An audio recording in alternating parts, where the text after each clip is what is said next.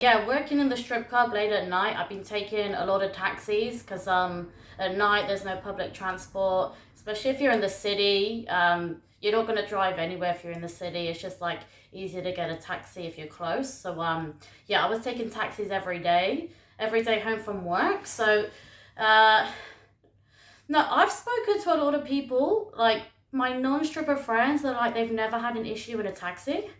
I've had a lot of issues, but you know the reason I'm getting issues is like when I get a taxi, I'm standing outside the strip club and they pick me up outside the strip club, so they know I've been in the strip club. I've got my big work bag, I've got like my work shoes coming out, my work clothes coming out. So yeah. So maybe that is the reason I'm getting more issues, and it's late at night. I guess most of my normal friends, they're not getting so many taxis late at night as well. I'm getting taxis every single day. So no, most taxi drivers are normal. Most people are normal, but there's just like the odd few that like ruin it for everybody. So yeah, they always get in like, oh, how's work? Busy night, and I don't want to talk. And then they just start making conversations with me and like asking me about work. So sometimes it goes that far.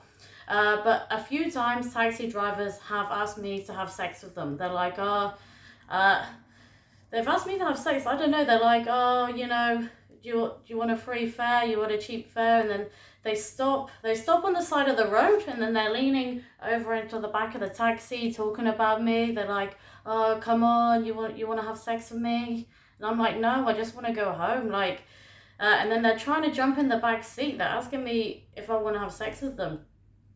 So yeah, one time this happened, and I just threw some cash in the taxi, and I jumped out and I ran away. So luckily, like he didn't lock the door on me, so maybe it wasn't that bad because the door wasn't locked, and I just jumped out and ran away. So this is definitely a regular occurrence. Um, but luckily now this was a few years ago. So luckily now, like everybody's getting the Ubers. So I find Ubers like way safer because like you're tracked on the app. If there's like a complaint, you can give the driver a bad rating. Whereas on the taxi, like like nobody knows. Anything could happen. It could be any taxi going anywhere. It could be a fake taxi. So I've never ever had this problem with an Uber. I spoke to another girl that I work with. She said she's even had that problem with Ubers too, but I've never had this problem with an Uber. Uh, so I've been getting a lot of Ubers recently. And recently, one of my Uber drivers, he was like, oh, he's picked me up a few times. So he asked me, oh, can we exchange numbers? And instead of going for Uber, I can give him cash. So the first two times he asked me, I said no. And then like finally I was like, yeah, I said yes, because I was just like scared if it's not on the app, what's gonna happen. So so yeah, I contacted him.